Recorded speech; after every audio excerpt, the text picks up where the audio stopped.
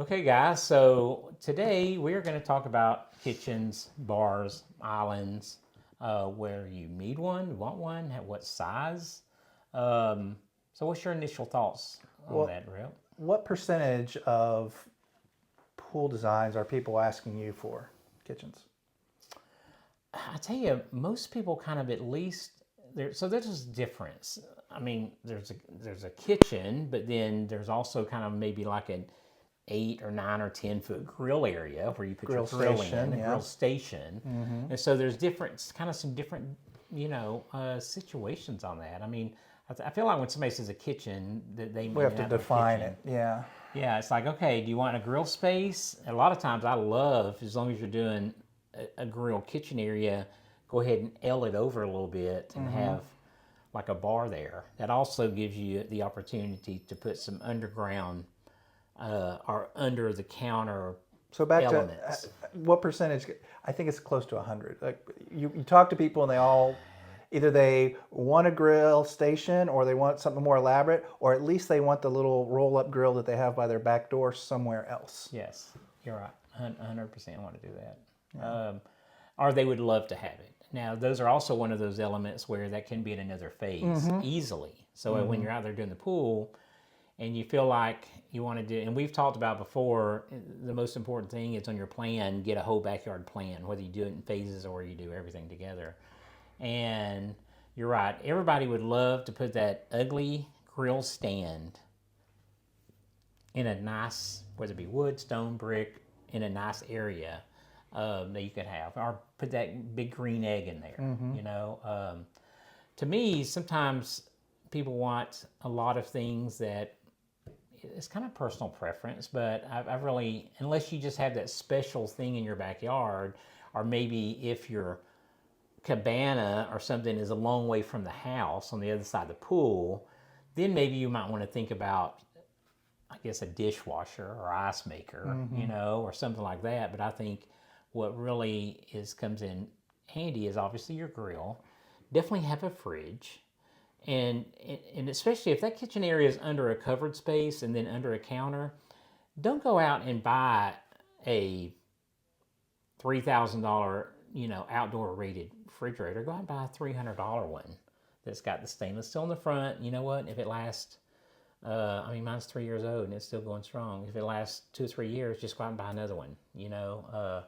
But maybe a sink and a couple of doors, right? I mean, or is there anything that to you is important? So grill, a lot of people are doing smokers now, so those maybe two different elements there. They take up 3 feet or so a piece. A griddle or a flat. I like the Evo; it's really cool, the big round one. So that a lot of people are doing that. And you can cook a lot of stuff on that.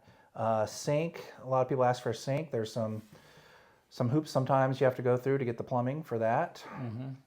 Refrigerator. What else comes up? I mean, dining, but we'll talk about that in a second. Other elements, trash cans. Yeah, that's something that's overlooked a lot is having a spot for the trash. In the last couple of years, I've kind of gone toward pushing a little trash can, having under there, because they 13 inches. Yeah, you just roll it in there, you just pull it out, you can put stuff in. Or the 20-inch and you get a double one. Yeah, versus having a big year-round trash can out there. And those small trash cans, they're not for when you have a bunch of people over. They're not for having parties. They're for, because 99% of the time it's just you and your family or you and your mate, and that's all you need is a small trash can. You don't need a big jungle yard trash can over there unless you're going to have a bunch of people. Well, and that's the same as the size of the sink and really the size of the refrigerator.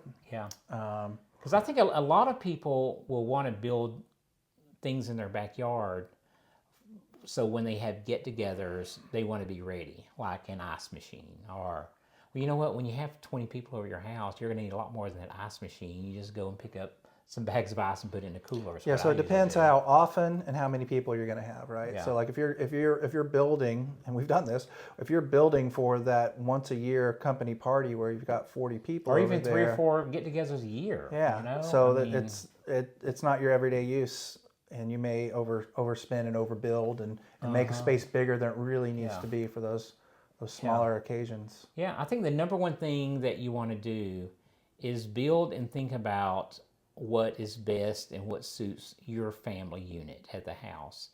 Don't build for having get-togethers over there, because if you look at it percentage-wise, it's just a small amount. Okay, you can get bags of ice. You can put drinks here and there when you have that, but don't overbuild unless you really do have parties every weekend, but just look at it. Don't build things for having get-togethers. What about roof over the grill area? Well, that's a good topic.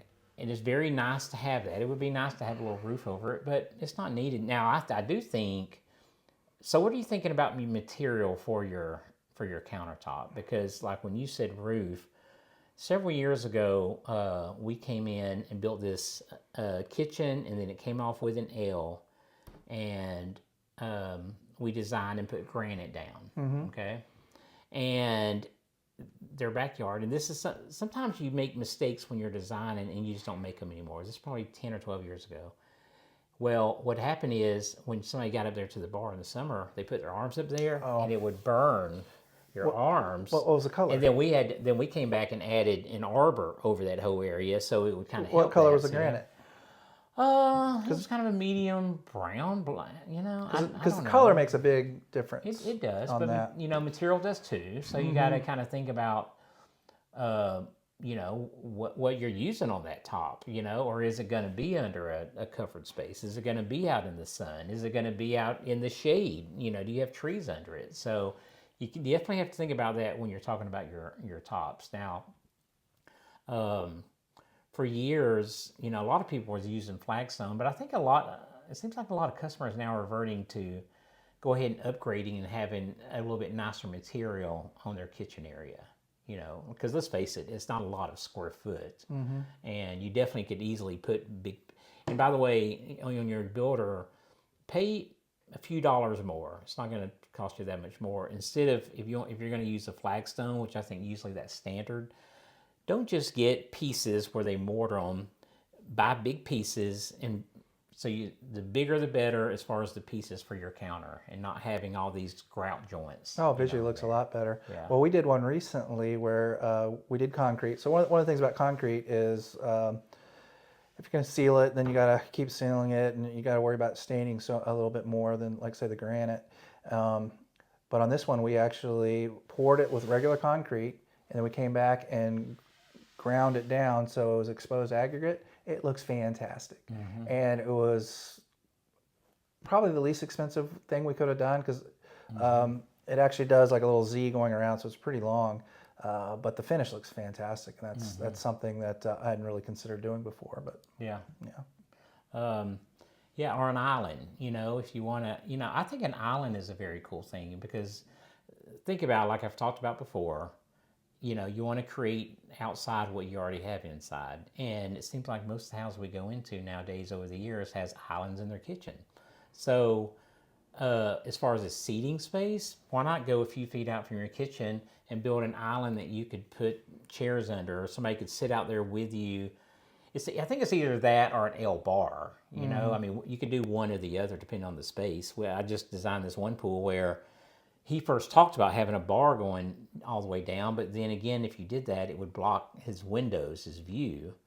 And so we moved things around and made an island instead of doing that. So it kind of depends on your space, but it definitely is nice to have, so if it's just, you and your spouse, or you and one of the kids, and you just want to throw some hamburgers on, well, they could sit there and chat with you. Maybe you have the TV on and you're cooking a burger and they're sitting there, and y'all just sit right there by the grill and eat. So that's always, that's always kind of cool to do. Yeah, I think the size is just how many elements you're going to have in it. Each of them take up so much space. And if you get, if you did one long one, it's going to, and you have a lot of elements in there, do the L, and then now your elements are doing that. You can create that little triangle that the interior decorators talk about.